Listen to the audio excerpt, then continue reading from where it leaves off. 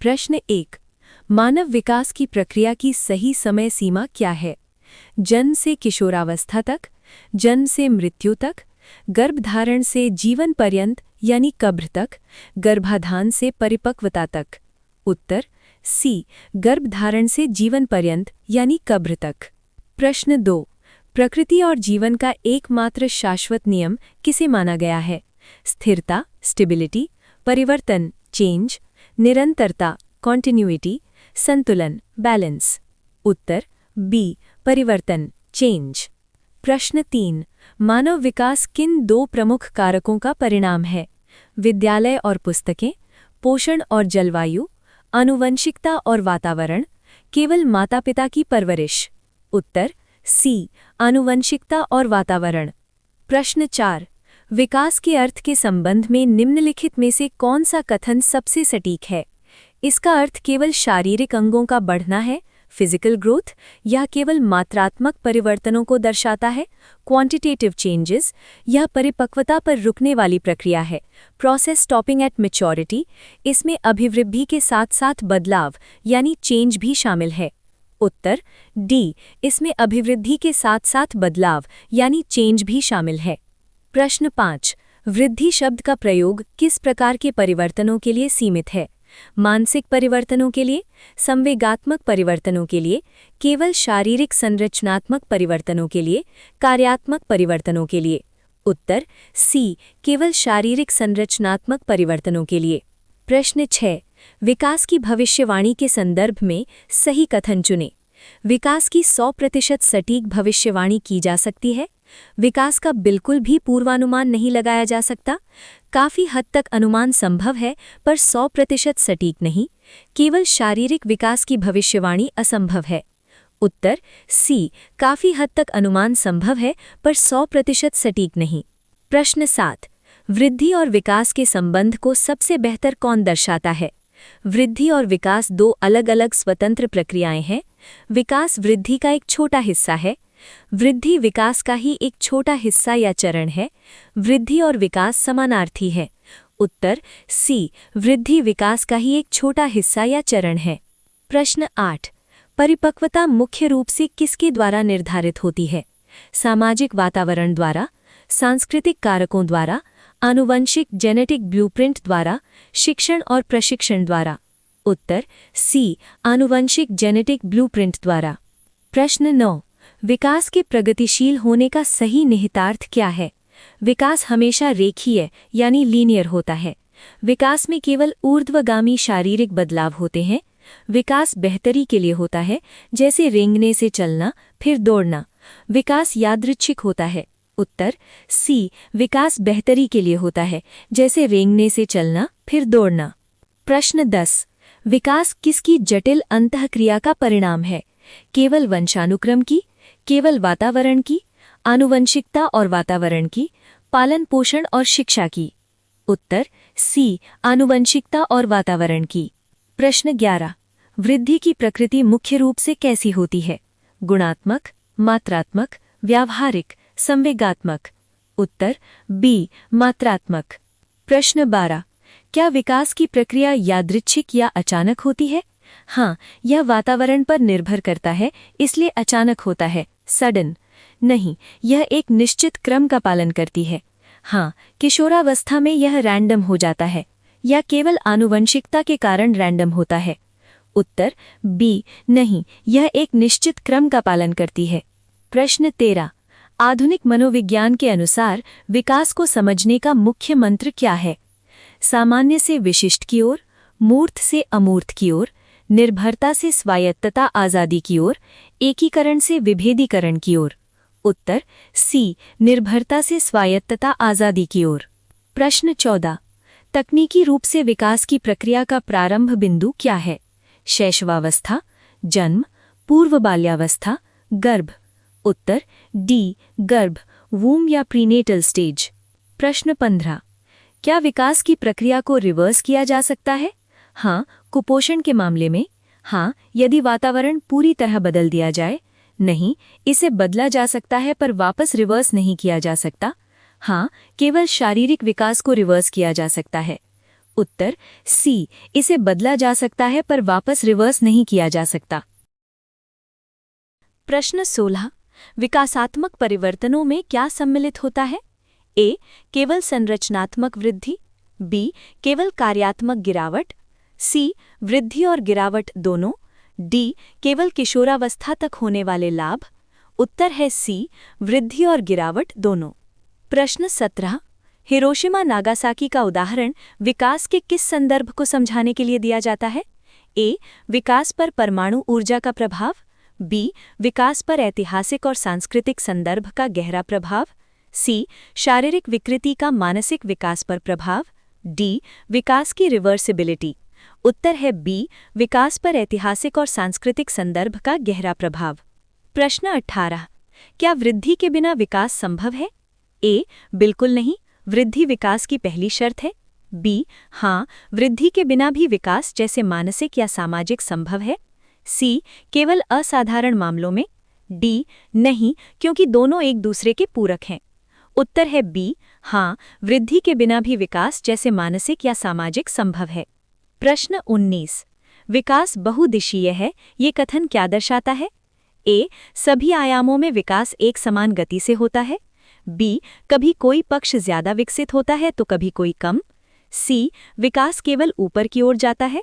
D, विकास की दिशा हमेशा सिर से पैर की ओर होती है।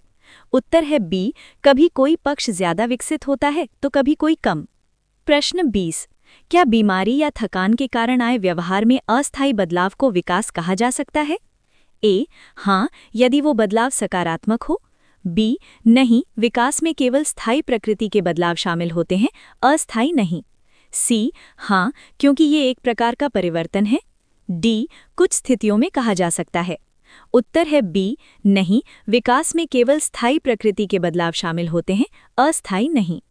प्रश्न 21, वृद्धि की समय सीमा के बारे में क्या सत्य है? ए, ये जीवन भर चलती है। बी, ये एक निश्चित समय परिपक्वता के बाद रुक जाती है। सी, ये वातावरण पर निर्भर होकर कभी भी शुरू हो सकती है। डी, इसका कोई निश्चित समय नहीं होता। उत्तर है बी, ये एक निश्चित समय परिपक्वता के बाद रुक जाती है। प्रश्न 22, विकास में प्लास्टिसिटी का गुण क्या सूचित करता है? ए, विकास कठोर और अपरिवर्तनीय है। बी, विकास पूरी तरह से जीन्स द्वारा तय होता है। सी, विकास में बदलाव संभव है, इसे प्रशिक्षण से सुधारा जा सकता है। डी, विकास केवल बचपन तक ही लचीला होता है।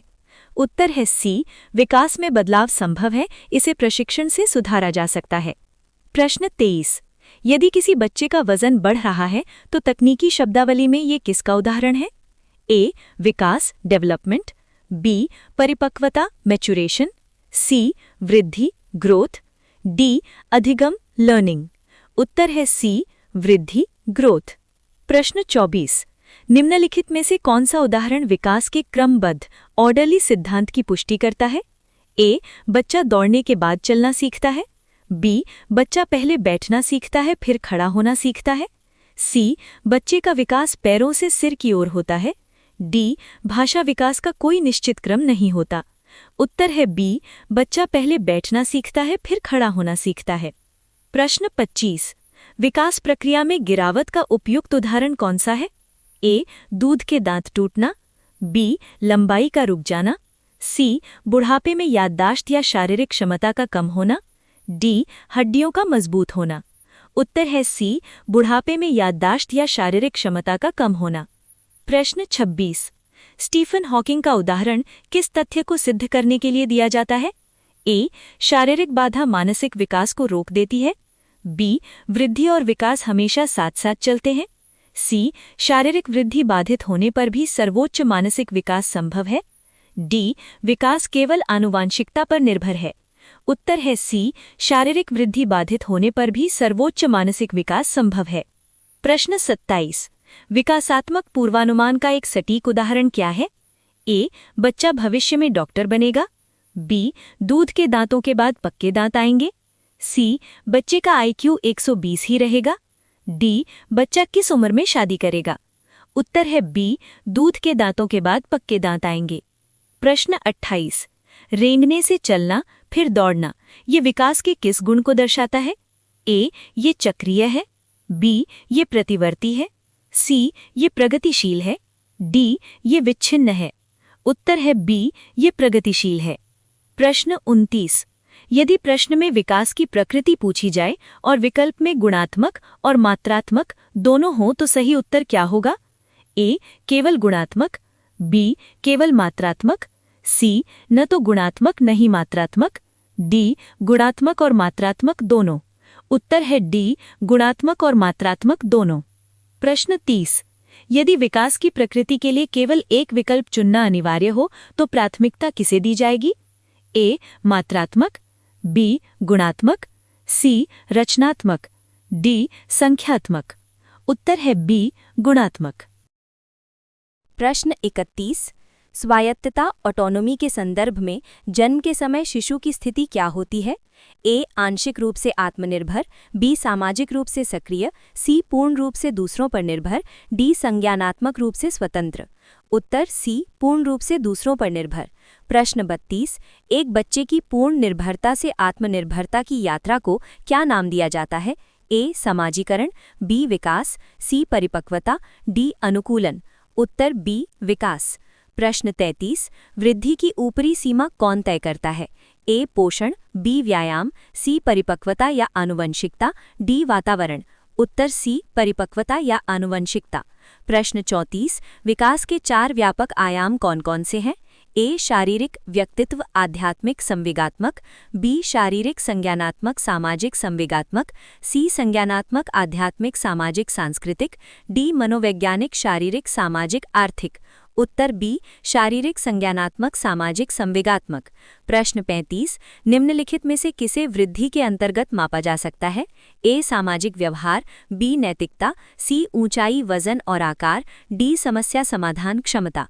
उत्तर सी ऊंचाई, वजन और आकार। प्रश्न 36। विकास को एक सतत प्रक्रिया क्यों कहा जाता है? ए क्योंकि यह हर साल एक समान गति से होता है, बी क्योंकि यह गर्भ से मृत्यु तक निरंतर चलता रहता है, सी क्योंकि यह केवल बचपन में होता है, डी क्योंकि इसे मापा जा सकता है। उत्तर बी क्योंकि यह गर्भ से मृत्यु तक निरंतर चलता रहता है। प्रश्न 37। कौन सा नियम बताता है कि विकास रैंडम न होकर एक पैटर्न में होता है? ए निरंतरता का सिद्धांत, बी व्यक्तिगत भिन्नता का सिद्धांत, सी क्रमबद्धता का सिद्धांत, डी परस्पर संबंध का सिद्धांत। उत्तर सी क्रमबद्धता का सिद्धांत। प्रश्न 38। क्या बुढ़ापे में होने वाले क्षरण को विकास का हिस्सा माना जाता है? ए नहीं, विकास केवल लाभ से जुड़ा है, बी हाँ क्योंकि विकास में वृद्धि और गिरावट दोनों शामिल हैं, सी नहीं यह केवल एक जैविक प्रक्रिया है, डी इसे केवल वृद्धावस्था कहा जाता है, विकास नहीं। उत्तर बी हाँ क्योंकि विकास में वृद्धि और गिरावट दोनों शामिल हैं। प्रश्न 39। क्या विकास की प्रक्रिया परिपक्वता प्राप्त करने के बाद रुक जाती है? ए हाँ 18 वर्ष के बाद रुक जाती है, बी हाँ शारीरिक परिपक्वता के साथ रुक जाती है, सी नहीं ये जीवन पर्यंत वूम टू टूम चलती है, डी ये केवल मानसिक रूप से रुक जाती है। उत्तर सी नहीं ये जीवन पर्यंत वूम टू टूम चलती है।